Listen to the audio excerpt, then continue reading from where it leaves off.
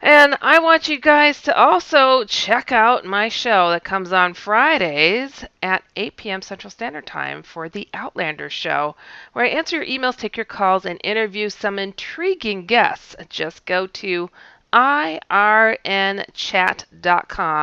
to chat, interact, and listen live to the Outlander Show. Blasting off with UFO reports. A sighting in Pine Lake, Alberta. This is a UFO blast from the past, but not too far. This is August 28th, 2012. In brief, the witness states red orbs that came close to me. I was at Pine Lake Leisure Club in Pine Lake, Alberta, and I was flying my RC plane with red lights in a field close to the campground, making people in the campground think it was a UFO. Then a couple of minutes into my flight, I seen a light come down out of the clouds to the west of me, at least a couple of kilometers away. And then it started to come in my direction. I thought it was a small plane coming to see what my plane was, as that has happened before, but the closer it came, I could see it was a red, pulsing orb of light. It came to a couple 100 feet away, and then turned to the south and almost stopped. Then I noticed two more that seemed to come out of nowhere. I was having a hard time to keep my plane in the air and watch them, and I was getting very scared by then. So I landed it as fast as I could. Well, now you see how you scare people with your plane, making them think it's a UFO. Hello. Payback. I'm just kidding. These things change direction and altitude at free will. I started to run across the field as fast as I could, back to the car, and as I did, two of them slowly followed me right to the car, maybe 100 to 200 feet above me. I seen approximately 8 to 12 of them. I was pretty shaken up. I drove back through the campground to our cabin. I ran into the cabin to tell my friend what I'd seen. She then told me she was videotaping me and got 3 of them on video. I went back outside to her, and a few more flew right over the cabin. She took another short video of one she was able to focus on. I then took a couple of pictures of them that seemed to only be a couple 100 feet above me at most. In the video and looking at them, they look like red orbs, but when you zoom in on my pictures, you can clearly see they are 2 different shapes, and they don't even look red. One was almost tube shape. Another was kind of round with almost what looks like a tail. They were following me for sure. Some flew back up into the sky, and some seemed to go to the southeast before going out of sight. I was pretty scared and in shock of what just happened.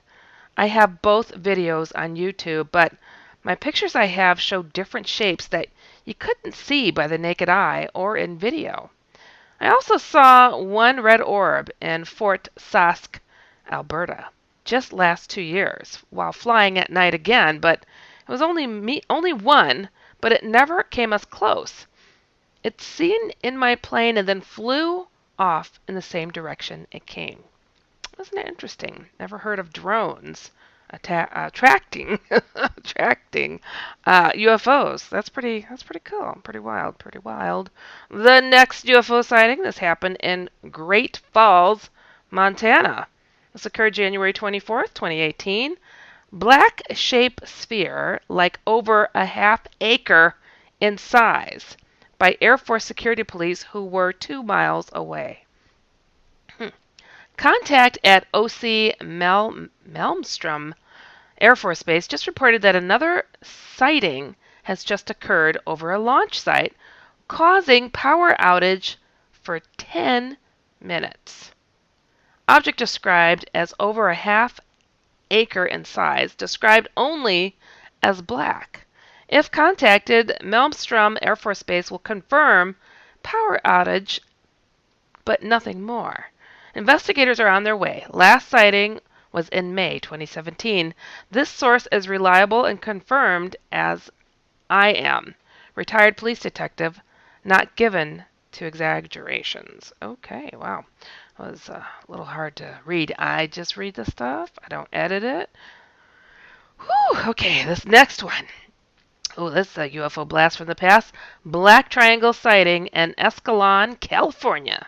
This occurred October 1st, 2004. Large black triangle hovered directly above. 3 burners lit. Object ascended, then zigzagged across the sky out of sight. I was at work, covering the night shift at a residential care facility in a somewhat rural area. At around 10 p.m., I stepped out back for a smoke break. There goes another smoker. I had the handset to the facility landline in my front pocket and was talking on my cell phone when I exited the building. I noticed right away that the night sky was unusually black, as if the stars had been blotted out. The night was clear and cool. I looked up in time to see what I believe were 3 rocket burners light up almost simultaneously.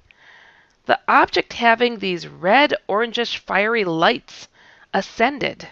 It did not climb. It went straight up, high in the sky. Then it zigzagged across the sky toward the north and was out of sight. I stood there stunned. My heart was pounding. I must have held my breath because I had to gasp for air. I didn't believe in UFOs or any such thing. Now I'm not so sure. I realized that my cell phone stopped working when I tried to find the words to tell what I had just seen. Just then, my stepfather and administrator of the care home arrived in the parking lot, concerned because he couldn't reach me by either of the phones. This is when I discovered my cell phone, an LG Shine AT&T, was toast. When I told my stepfather I had just seen a UFO, 2 jets tore across the sky. He said, "Yeah, there go the military planes." I laughed. The planes were so low, for one. Second, they were going the wrong direction. One question I see almost every time I'm considering reporting this event is, were there any fighter jets or military planes in the vicinity at the time? If those planes I saw that night had any connection to the object I saw, I can think of none. But I mention it here because, just in case such detail is relevant. Oh, it's relevant. If the pair of jets was supposed to escort the triangle or chase it, that's just comical. Oh, I love the innocence of some of these reports. This thing was not a blimp, and it had to have been unmanned. Otherwise, the vehicle and any living beings should have been destroyed by the way the thing moved. One other thing, it made no sound whatsoever. The next UFO sighting happened in Lake Huntington, New York on September 30th, 2017. Out photographing with students when captured a UFO in the sky. In more detail, the witness states, during digital photography class in high school, at around 10 a.m., me and approximately 15 students were let outside to take pictures of anything they pleased. I decided to snap around 5 pictures of our school flag in the wind, hoping to capture a good photo.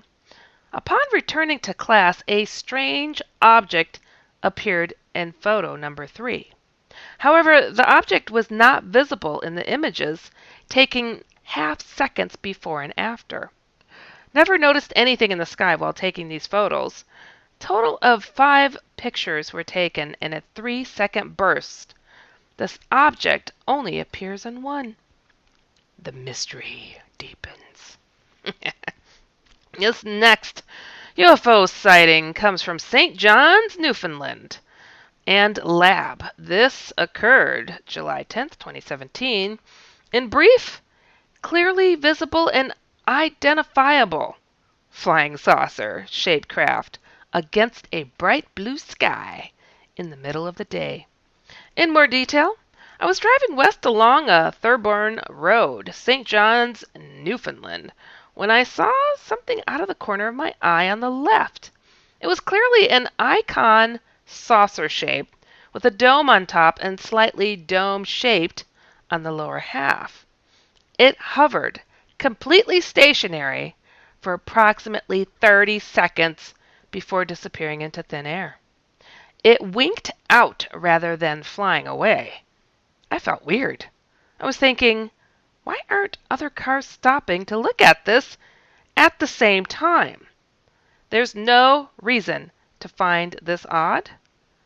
I watched it for the whole time, but it didn't waver, and it was a windy day. If it had been small, it would have been unstable in the air. This craft was not wobbling at all. It did not move in any direction, just hovered in the air.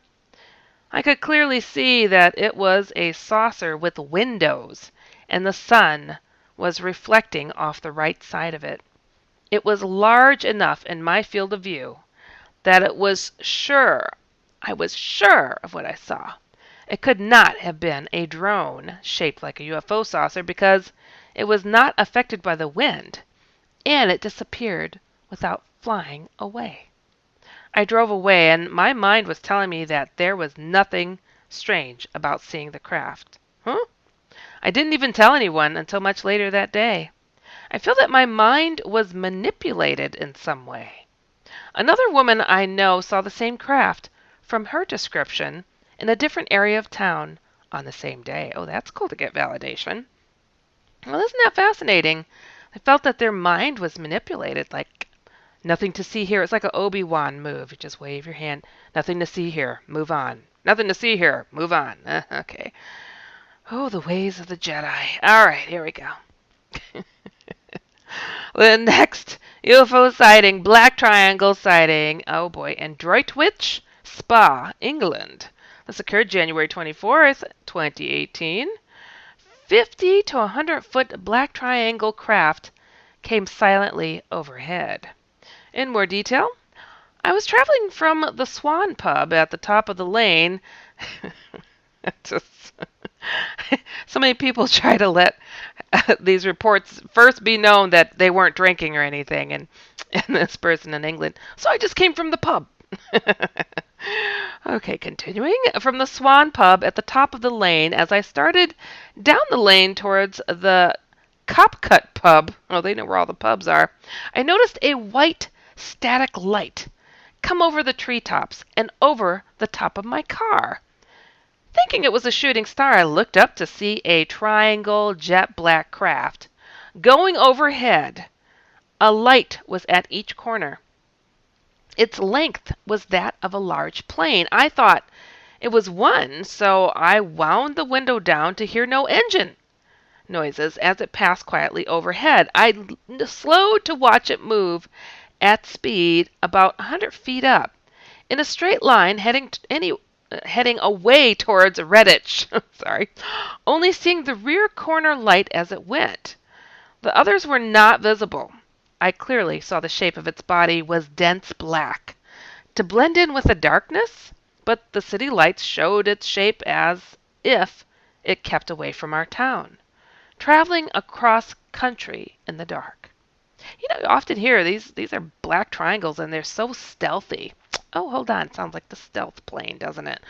But I don't think it is. Or maybe it is. Who knows? Who knows what our government's got their little rotten paws on? Back engineered something. Who knows? Who knows? I don't know. All right. Moving on. UFO sighting in Gainesville, Florida. This occurred January 24th, 2018. In brief, the witness states it looked jagged and spiky, hovered and moved around like a leaf until translucent. At last night, okay. I don't edit it. In more detail, I was driving down in Gainesville, Alawiccia County, and spotted a UFO. The craft was white and reflective. It had jagged and spiky edges everywhere. Well, sounds like somebody got their own touches added to their ride. I've never seen or heard of any type of aircraft that looked like this. It was hovering, moving around like a leaf. So bizarre, I couldn't help but spot it. I did not have any explanation but to believe it is either A, unearthly technology, B, secret government technology. After I saw it, there was a black helicopter. Something that I'd imagine a government would use, and it flew as fast as it could, like it was in search of that thing. Mm. Wow, I guess the Pentagon hasn't stopped their program? What? I also saw another lighter colored helicopter doing the same. I don't think a helicopter is going to catch up with a UFO. The last I saw the UFO, it turned translucent and hard to look at. It made a pinkish red hue and it was gone. I wasn't looking for a second. Looked back and it wasn't there, anywhere to be seen. After that, I saw at least 5 drone-like airplanes flying in different directions. They were incredibly tiny. No one could fit in it. They left no trail. To take a step back, before I saw it, I finished school and walked to my car. When I went outside, I felt really uneasy and off, like something was wrong. When I saw the UFO, I was just astounded. Isn't that interesting how people see and feel and witness these things? Like something is just weird. They feel nervous. They feel scared. They feel anxiety, pressure, and they don't know where it's coming from, or they feel like they're being watched. And then a UFO shows up, or an alien. It's like that predatory fear that animals just have, that sixth sense, like, somebody's hunting me. Something's coming. It's like we have this thing in us that just tells us, nope, something out of the ordinary is happening. So common. So common. And I think witnesses are almost almost as equally shocked that they had that sixth sense prior to a UFO thing. Like, which one was more shocking to them? The sixth sense is screaming at them, or the UFO being seen? It really kind of feels even. It's just kind of fascinating. Very, very cool. All right. We're going to hop on to a paranormal point of a story. How about that? Because these are some cool, creepy ones I've come across lately, and I've been just digging them. I hope you guys do too. All right, moving forward. This story, told by a witness, I'm assuming, is called My Last Fishing Trip. Like I'm done. Oh, this didn't happen to them. This happened to somebody else. Okay, this is them saying, this happened to my Aunt Donna, my brother Eric, and I one late summer day. I have to say this, since this happened, we have not been back to this place fishing. It was summer, school was out, and Eric and I were bored out of our minds. Our parents had divorced, and at the time we were living with our grandmother and Aunt Donna. We loved living with them because we always got our way. Oh, that's great. You're not spoiled. We were outside moping around when Eric says that he thinks going fishing would be a good idea right now. I smile and say, okay, let's go ask Donna to go. So we find her, tell her our idea, and she agrees. Fishing would be a great idea, and that night we would come back and have a fish fry outside. Ooh, sounds good. We run together all our things, and Donna helps us load it all into the four-wheeler. I jump on the back. Eric gets on the front rack, and Donna is the driver. We set out. Now, where we live, we don't have to go very far, maybe about an hour to what we call the gully hole. I have no idea where the name came from, but it was a sandy riverbank with a little pond of water that the river had created. Honestly, it's quite beautiful and peaceful there, but in order to get there, we have to ride 1 hour beside the train tracks. Did we care at the time? No way. It was our favorite spot to fish. We get there and set up our poles. Everything is going great. But me, getting impatient, gets up and starts collecting seashells. I wade in the river away from Donna and Eric. All my attention is in the water, looking down in the sand to find odd shells. Without knowing it, I get pretty far away from them, and when I look up to the other side of the river, I see something. Whatever I'm looking at is on two legs, walking like a man, but it's hairy like a bear. I couldn't quite make it out because it kept to the shadows and behind the trees. Then I feel a hand on my shoulder, sending me 10 feet into the air with fright, but I don't scream. It's Eric, and he must have seen this thing for him to have come to where I was. We stare at this thing for a while. I ask him, what does he think it could be? And he shakes his head and tells me he doesn't know. This thing must have been getting impatient because it started to throw rocks at us. Oh, that's a Bigfoot. They're known for that, if you guys don't know. There was no way the rocks could hit us being all the way across the river, but it clearly wanted us to go away. My brother gets the idea that maybe we should back up and go back up the shore a little ways. I agree. We make our way back, but we don't take our eyes off this thing. No sooner do we make it back to where Donna is, and this thing comes out. It comes out to the riverbank, and we see it as clear as day. I couldn't believe what I was seeing. Donna was in complete shock looking at this thing. It walks to the riverbank, bends down, and starts to drink water. It was like, look, I'm thirsty. You guys ain't leaving. I'm going to get a drink. I look over at my brother, but he's gone. Oh, I start looking around for him. Then I find him a couple yards down the river, but he has his rifle aimed right at this thing. I panic and start running towards him. He's getting ready to shoot when I jerk the gun away from him, causing him to miss his shot. The gun goes off and falls on the ground. You can hear the shot echoing around us, and I can see Eric is mad. I look toward where the creature was, but it's gone, and I feel relieved. Then we hear boom, boom, boom. Something was hitting something. We look around as this beating sound starts to slowly grow all around us. Boom, boom, boom. It was behind us, in front of us, beside us at this point. I was scared. Without saying a word, my brother picks up the gun and we hightail it back to Donna, where she had already started packing everything up.